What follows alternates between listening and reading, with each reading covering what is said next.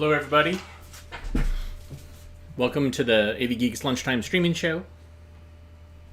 I'm Skip Alzheimer, and we watch old 16mm films, and I just couldn't help but show you the remaining Shy Guy Kodachrome outs because they're so stunningly beautiful. And most of us have only seen this in black and white. What I do like is somebody in the comments noticed the Coronet sweater. That red sweater that has, I don't know, elk or deer on it, or moose.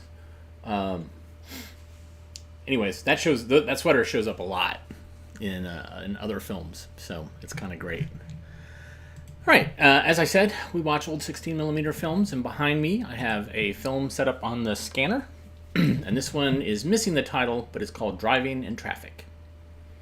Enjoy.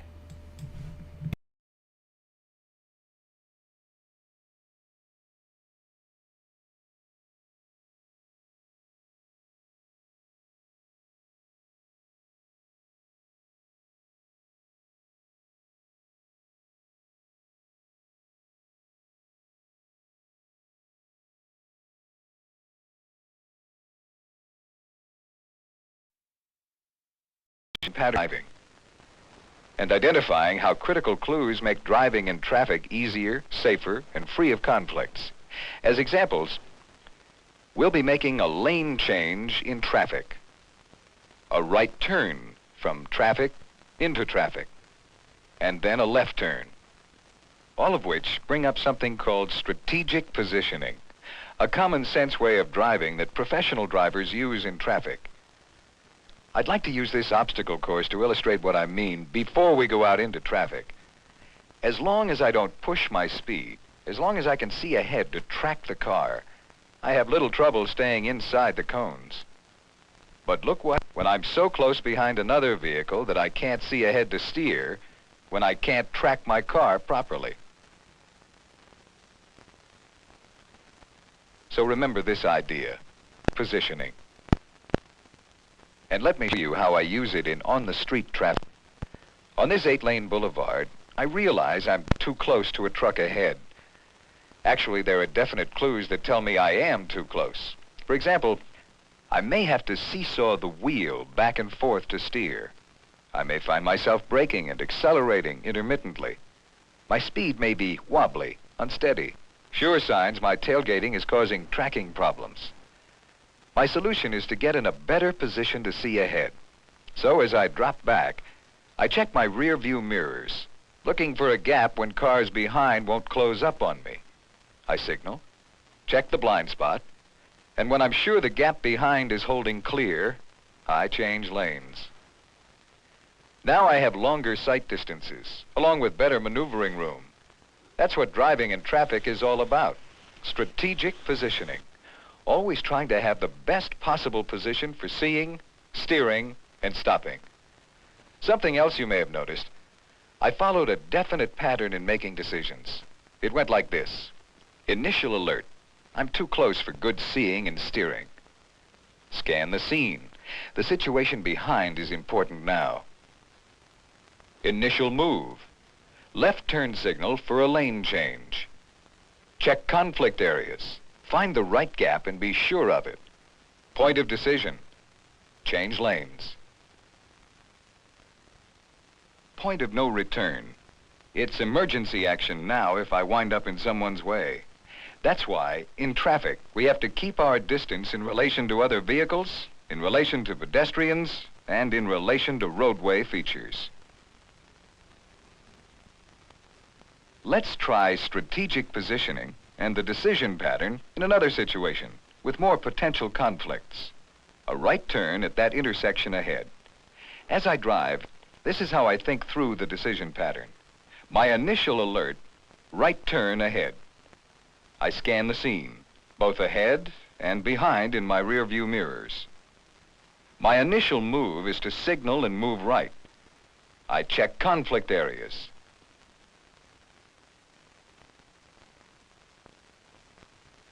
And behind.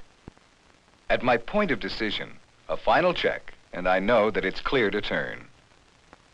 Point of no return, I must complete my turn without conflicting with oncoming traffic. This overhead view shows several interesting factors in the turn I just made. Did you notice them all? For example, the motorcycle following me, the pedestrian crossing the side street. Each presented special types of decisions before I could turn. Let's go back to see how the decision pattern helps me spot possible conflicts in advance. This is my initial alert when I locate the intersection for my turn. The further away I am when I identify it, the more time and distance I have to avoid conflicts. The next step is to scan the scene. I quickly try to spot anything that will interfere with my turn. The space ahead. I need to see, maneuver, even stop if necessary. The motorcycle behind. I have to be sure the rider keeps his distance as I slow down. My initial move, basically, will be a warning to the rider behind. I signal. I move slightly right in my lane. I check to make sure he can message. From here on, I constantly check conflict areas. The intersection. Will crossing or side street traffic get in my way? The pedestrian. Will she wait? Will she get across in time? The side street. What conditions will I be turning into? And the spacing of any traffic behind me. Is it slowing down as I slow down? These are critical questions I must answer to avoid conflicts at my point of decision. My problem with the pedestrian must be solved or I'll have to stop. Both the intersection and the cross street must be clear or I must stop. No problem here either. No door opening suddenly. No chance of that car pulling out. Traffic behind and in my blind spots must be clear or I may cause a rear-end collision. When I find the proper spacing all around, I can decide to continue into my turn. And as I approach and pass my point of no return, I target my eyes down the center of the lane I'm turning into. Good visual tracking, because a driver tends to steer where he's looking, down the center of his lane. It's another way of finding proper gaps, so I can make my maneuver without conflicting with someone else's course of action. Here's a situation that puts everything we've talked about all together. A left turn when we must stop and wait for oncoming traffic. We follow all the preliminary decision pattern steps in getting into position for our left turn. Our point of decision first involved our decision to stop and wait for oncoming traffic to clear. Our next decision must be, when will the gap come to let us complete our turn? In looking for the gap, we use all the critical clues we can find to spot the opening. How traffic's acting, all around us, and that includes a reading of the situation into which we'll be turning. We estimate the average speed of traffic that's been moving around us. And when we spot a gap developing, we must be ready to move decisively when it reaches us. We don't hesitate. We make a positive decision, take positive action. In traffic, there's one basic rule to always remember. We must be in the right place and have the proper gap to make any maneuver and to avoid conflicts. Strategic positioning sums it all up. How we position our car in relation to other vehicles, pedestrians, or elements of the roadway, no matter what the maneuver. The problem may be our sight distance ahead, or how far we can see at an intersection.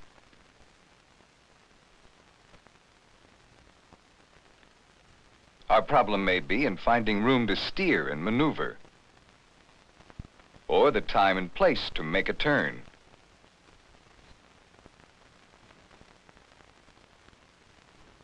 We may be looking for a gap to get across traffic, or for a chance to get into traffic. Strategic positioning and finding the proper gap means having extra room to see, steer, and maneuver safely.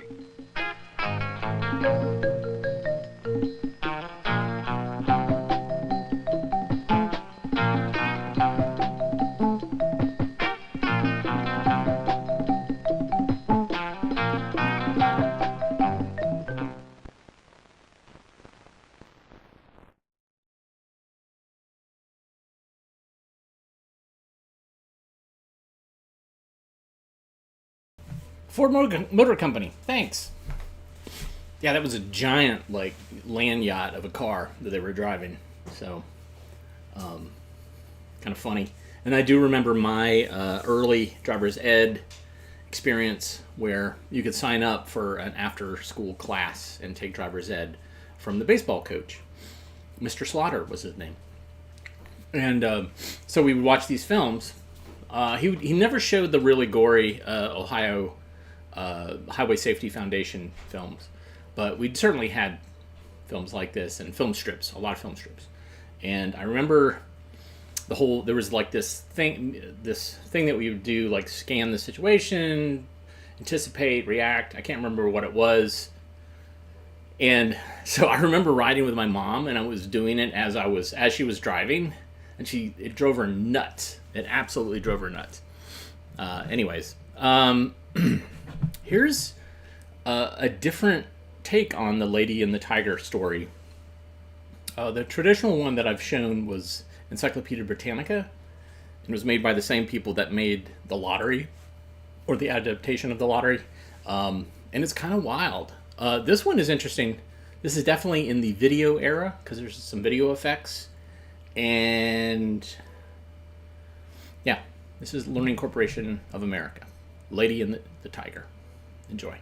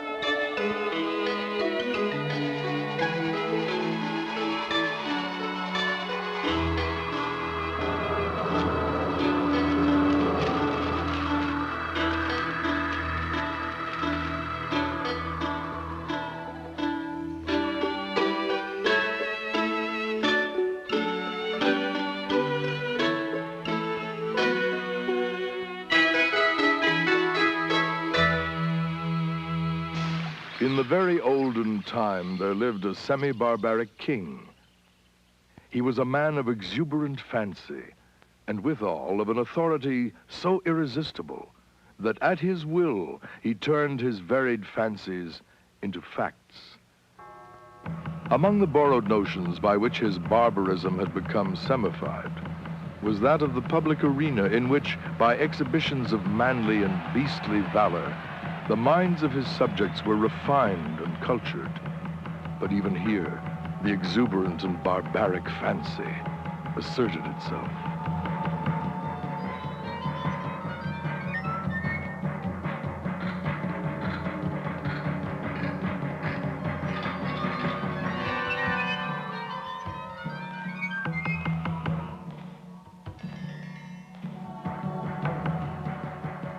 When a subject was accused of a crime of sufficient importance to interest the king, public notice was given that on an appointed day, the fate of the accused person would be decided in the king's arena. When all the people had assembled in the galleries, and the king, surrounded by his court, sat high up on his throne of royal state on one side of the arena, he gave a signal. A door beneath him opened, and the accused subject stepped out into the amphitheater.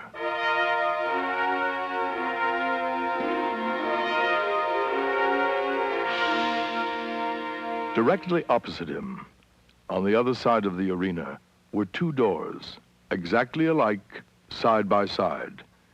It was the duty and privilege of the person on trial to walk directly to these doors and open one of them.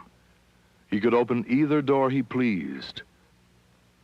If he opened the one, There came out of it a hungry tiger, the fiercest and most cruel that could be procured, which immediately sprang upon him and tore him to pieces as punishment for his guilt.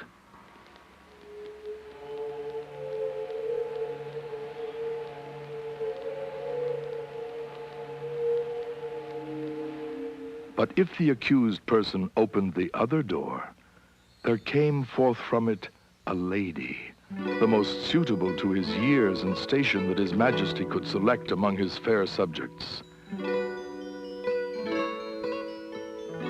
And to this lady he was immediately married as a reward of his innocence.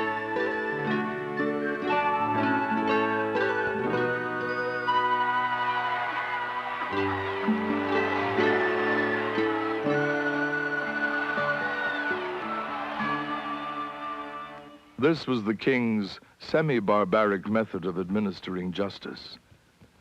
The criminal could not know out of which door would come the lady.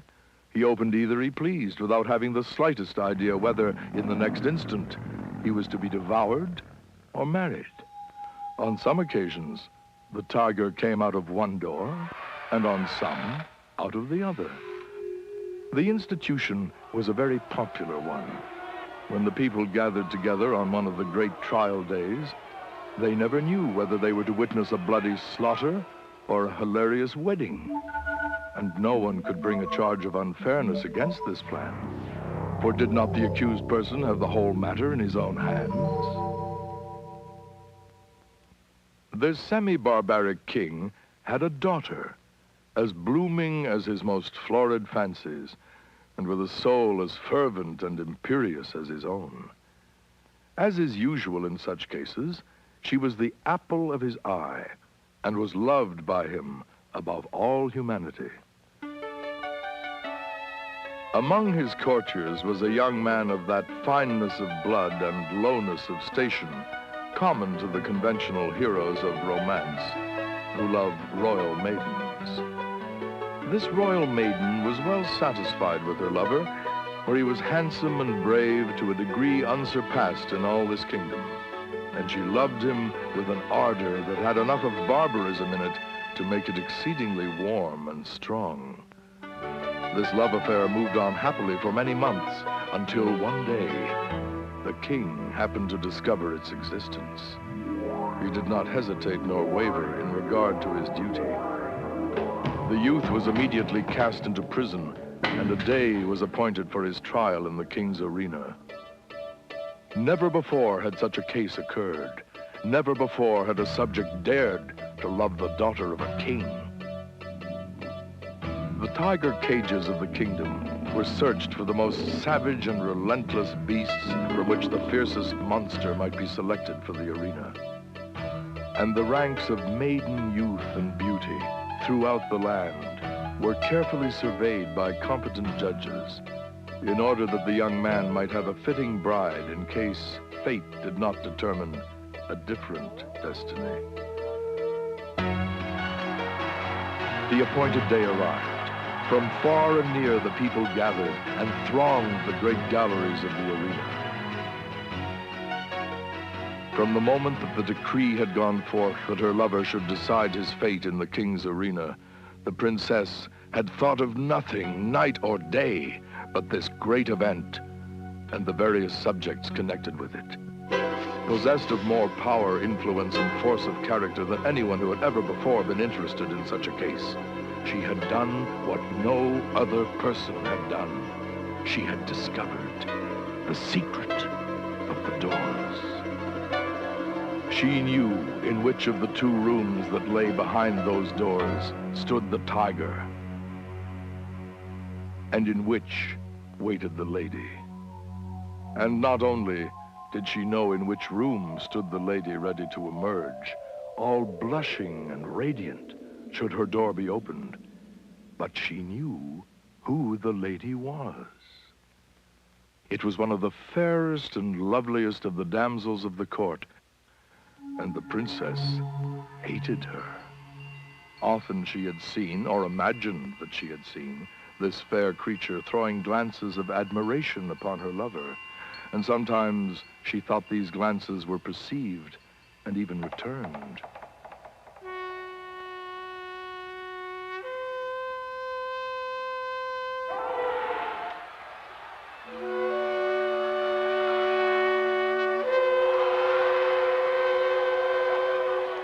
When her lover turned and looked at her, and his eye met hers, he saw, by that power of quick perception which is given to those whose souls are one, that she knew behind which door crouched the tiger, and behind which stood the lady.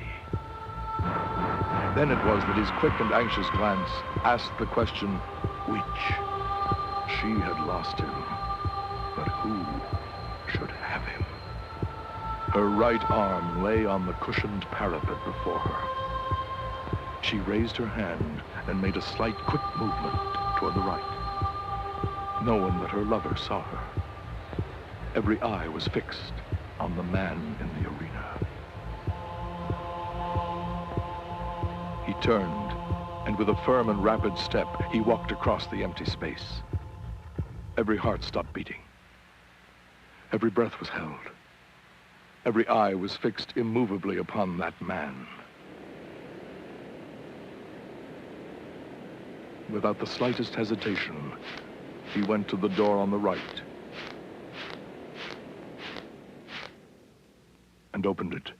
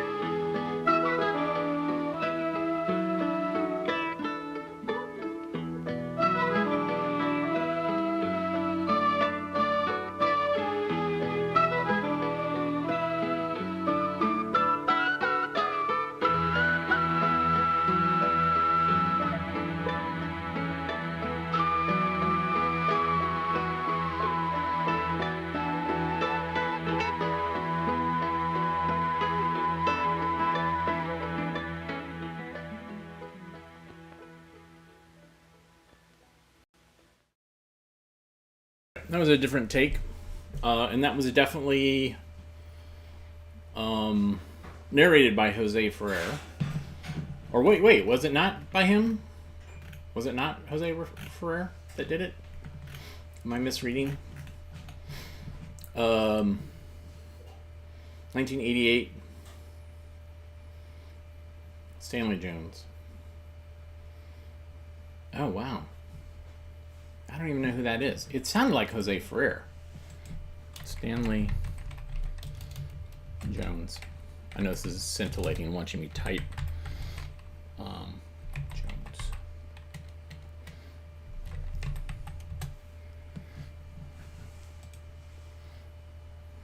He was in Rebel Without a Cause. If this is the same as Stanley Jones.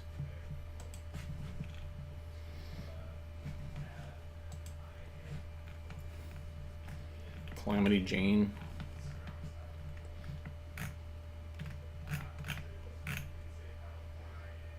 No, it's not him, because this guy died in 1981.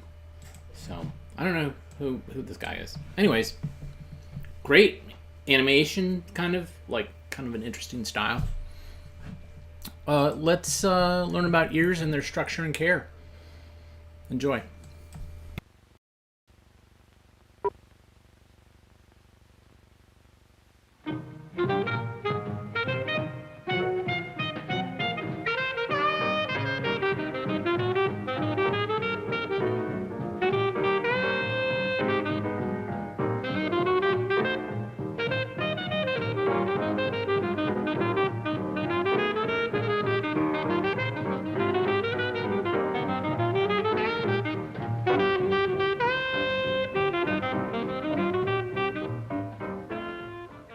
We can hear the sounds of music or any other sounds because of our remarkable organs of hearing, our ears. How do we hear the sound of this bass viol, for example? We hear the sound because vibrations caused by the strings are conducted through the air. These vibrations are converted to nerve impulses by our ears. This is how we hear all sounds. When we think of the ear, we usually think of the part we can see. But let's look at the entire ear in this model. The ear extends deep into the skull, where the ear's delicate internal parts are protected by dense bone.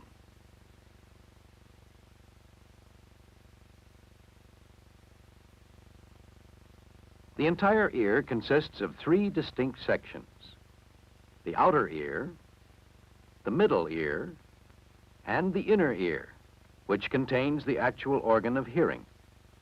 The outer ear has two parts: the auricle and the external auditory canal. The auricle is the part of the ear outside the skull. It directs sound vibrations into the auditory canal, which leads to the eardrum. This is a thin, delicate membrane which seals off the end of the canal. The eardrum is protected from dirt and insects by tiny hairs and wax-producing glands in the auditory canal. When excess wax builds up in the canal, only a physician should remove it. Probing for the wax with an object can easily damage the canal or force wax against the eardrum. Usually, excess wax can be washed away because it tends to work out toward the open end of the auditory canal. When the canal is clear, sound vibrations reach the eardrum and set it into vibration.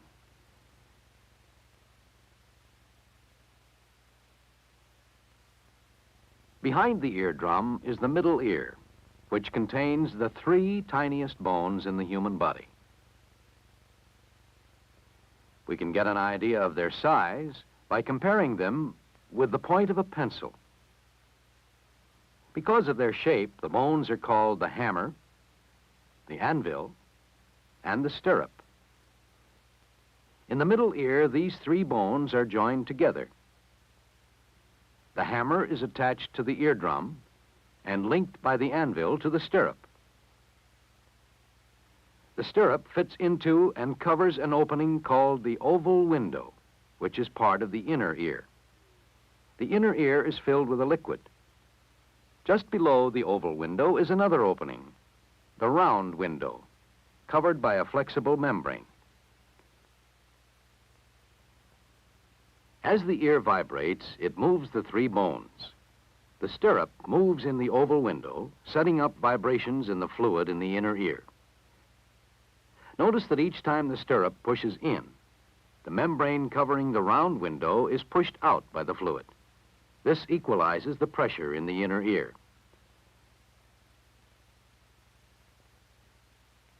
Pressure is kept equal on both sides of the eardrum by a tube called the Eustachian tube, which leads from the middle ear to the throat. The Eustachian tube allows air to enter or leave the middle ear. Riding in an elevator can cause differences in air pressure on the two sides of the eardrum. For example, as we rise in an elevator, outer air pressure decreases. But because pressure has remained the same in the middle ear, the eardrum is pushed outward. Yawning or swallowing will open the normally closed end of the Eustachian tube, equalizing the pressure again. The Eustachian tube also makes it possible for infection to reach the middle ear. For this reason, a cold or throat infection may affect our ears. Blowing the nose gently will reduce the danger of forcing infected mucus from the throat into the Eustachian tube and then to the middle ear. We have seen that sound vibrations pass through the outer ear to the eardrum, then to the bones of the middle ear, and then to the fluid of the inner ear. In the inner ear, the vibrations reach the actual organ of hearing. The inner ear has two main parts. The spiral-shaped cochlea, filled with fluid, converts vibrations to nerve impulses that are carried to the brain by the auditory nerve. The second main part of the inner ear is made up of the semicircular canals. These contain our organs of balance and are not concerned with hearing. The cochlea, about the size of a pea, is a winding tunnel. A cross-section shows us several sections of this spiral tunnel, which is divided by membranes into three canals. In the center canal is the actual organ of hearing. This is called the cochlear canal. It is lined with about 25,000 hair cells, each containing an ending of the auditory nerve. Tiny hairs grow from these cells. As the fluid in the cochlea vibrates, the hairs are moved. According to one theory, touching this membrane causes impulses to be sent from the hair cells into the auditory nerve and along it to the brain, and we hear. Now let's see how all the parts of the ear work together. Sound waves are caught by the auricle and directed along the auditory canal to the eardrum, which they set into vibration. The middle ear bones transmit the vibrations to the liquid in the cochlea. In the cochlea, the vibrations are changed to nerve impulses and transmitted to the brain. The cochlea is probably the most sensitive of all the parts of the ear. It can easily be injured by extremely loud sounds. Jet engines, for example, produce sounds of such high intensity that men who work near the engines must wear heavy ear coverings to protect the delicate cochlea. Also in the inner ear are the three semicircular canals, which are at right angles to one another. These organs of balance also contain hair cells. The cells lead to this nerve, which is joined to the auditory nerve.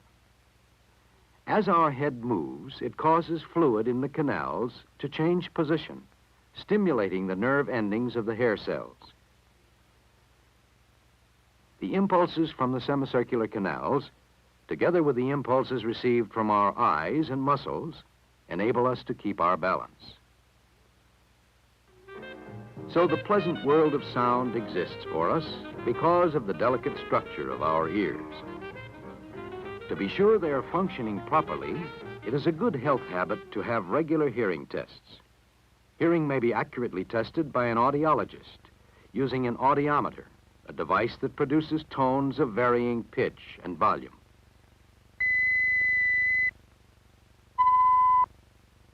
The patient's responses to the tones from the audiometer can be shown on a chart to indicate the range of hearing for each ear. Loss of hearing may result from many causes. The most common cause involves the middle ear bones. These bones must move freely to transmit sound vibrations to the inner ear. But sometimes this movement is restricted as the joints of the bones gradually stiffen, which impairs hearing. This condition is called otosclerosis. An ear doctor or otologist can detect and easily treat minor ailments of the ear. For more serious conditions, ear surgery may sometimes be used to restore hearing.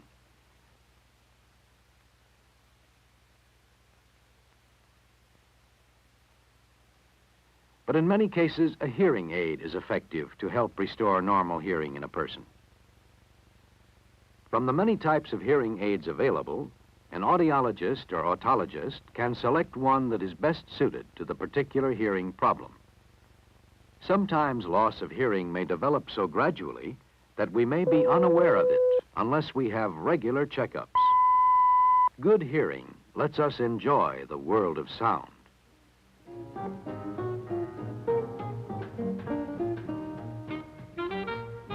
By practicing the proper habits of hygiene, we can ensure the good health of these remarkable organs of hearing, the ears.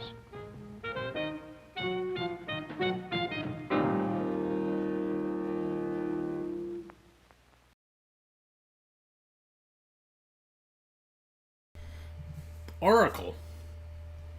That's... What is that? Is that a...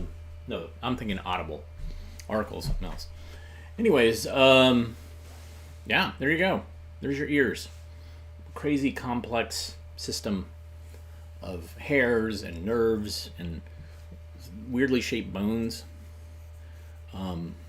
There's a Moody Institute of Science film about that and about how none of that could have happened by accident. Evolution could not have come up with this solution. This was definitely some grand architect that kind of created this. So, all right. So behind me, I have another film on the scanner. This one is semi-animated, and the two characters, they show up in other films that I have. And I'll be honest, I can't stand them. I hate them. Maybe not as much as you guys hate Wonder Cat, but Harv and Marv, they get under my skin. So here's Clean and Neat with Harv and Marv. Enjoy.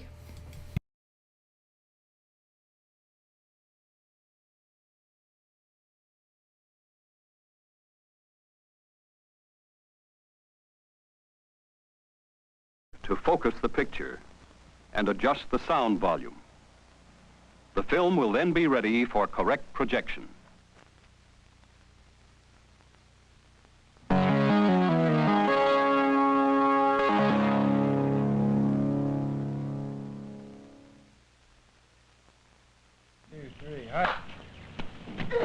Get out there, Randy! Randy! Hey!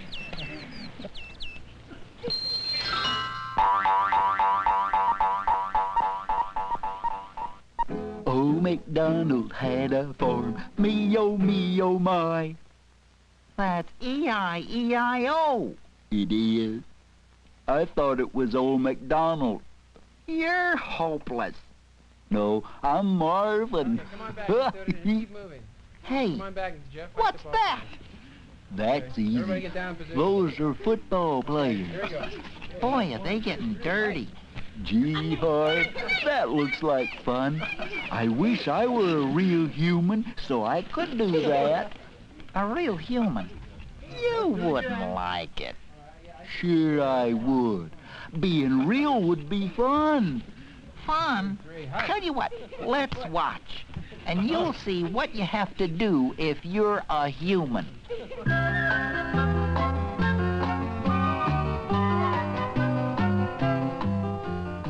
3, hike.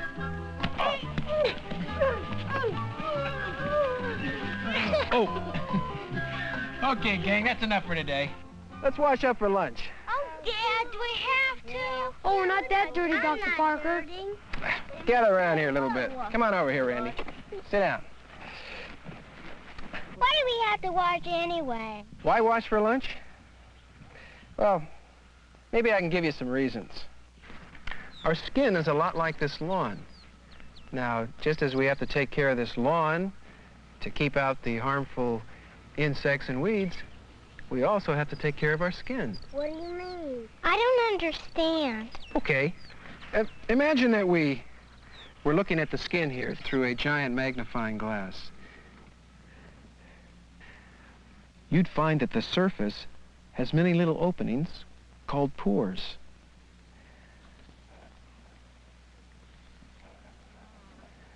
Now, out of the pores comes water.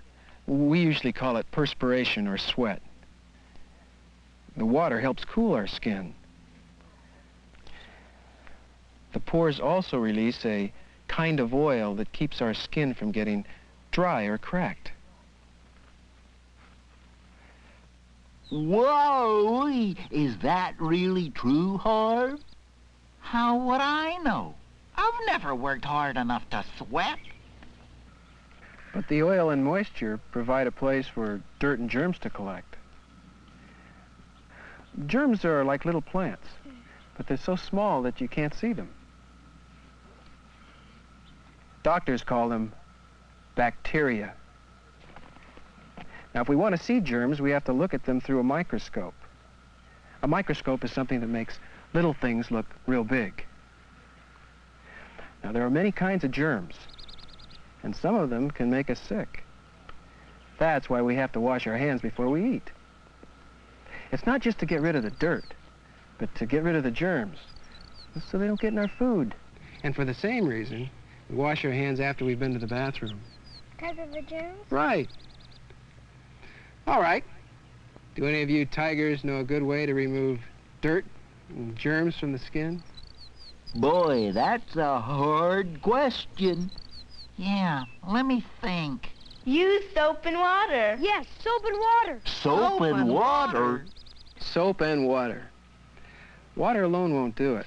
You need the soap to loosen the oil and dirt so that it washes away, taking the germs with it. Did you hear that, Marv? To be a human, you have to use, soap and water. But Harv, maybe washing wouldn't be so bad. Wouldn't be bad? Come with me. I'll show you what you have to do to be clean and neat. You're going to wash? Not me, knucklehead. Come on. Now, here's what washing is all about. See? He has to use lots of soap. He even washes behind his ears and in all the little cracks.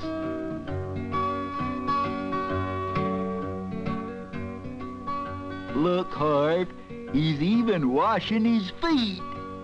Sure, humans have to do that. Now, see how he has to rinse off all the soap when he's finished washing? Why, Harv? Why does he have to do that? Because humans like to get rid of the dirt and oil and germs.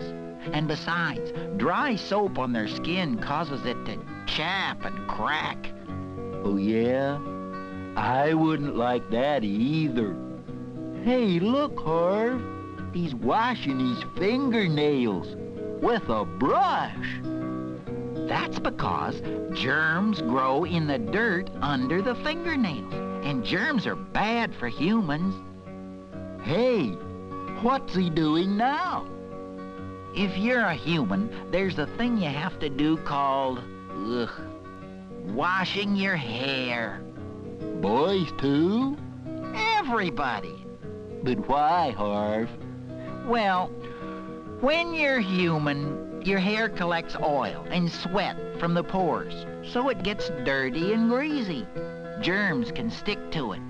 For some silly reason, humans don't like that. But I heard that clean hair looks and feels better. Is that right, Harv? Don't ask me. He's sure using a lot of water. Does he have to? Sure. You have to use lots of water to get all the soap out of your hair. Dry soap in hair makes it look dead and awful. And here's something else. Humans have to be sure to do a good job of drying off because germs grow in wet, warm places. Do all humans have to wash and dry like that, Harv? Well, they should. Every day. Every day? Right. And do you know what else they have to do? They have to put on clean underwear and socks every day. They do? Right. Do you still want to be a human? Well... Come on, I'll show you something else. There. That's what I've been looking for. You've been looking for a shelf? No, knucklehead, look. You see what that girl is doing? She's brushing her teeth. Right. Humans have to do that to get out the little pieces of food that germs grow on. And germs cause teeth to get cavities. Cavities? Yeah. I heard that sugar, like in candy, is bad for teeth. Is that right, Harv? Right. Humans shouldn't eat too much candy. Not if they don't want cavities. Eh, Harv? That's right. But look, there's even more if you want to be human. Now she's brushing her hair. Do you know why humans do that? Gosh, no, Harv. Well, they say that brushing spreads out the natural oils, so the hair will be shiny and healthy. Shiny and healthy? Gee, Harv, I think I'd like that. Well, I'll tell you about something you wouldn't like. Lice. Lice? What's that? Lice are little tiny bugs that you can get in your hair. How do they get there? One way is from using other people's combs or wearing their clothing, like hats. Oh, I sure wouldn't want any little bugs on me. Nobody would. Hey, what about those kids back on the lawn? Being neat and clean is good. Then they'll want to wash their hands and faces. No, they won't. You'll see. So, that's why I think it's important to be clean. Remember those germs. Anybody that doesn't want to get cleaned up before lunch doesn't have to.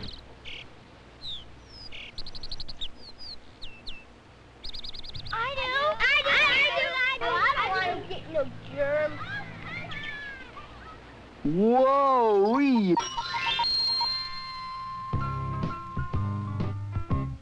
Well, Marv, I guess most people like to be neat and clean. So if you're gonna be human, you've got to get used to soap and water. And Marv? Marv? Marv? Where are you? Over here, Harv.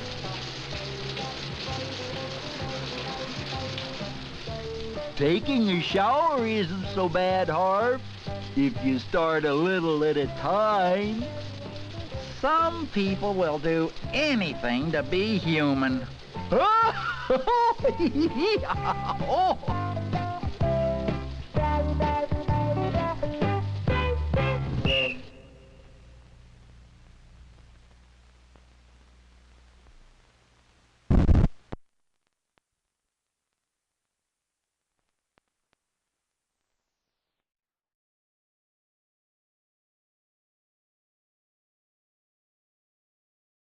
Lenny and who was it? Who's the other character? Lenny from Mice and Men. So Lenny, George. God, I should know that from all the Warner Brothers cartoons.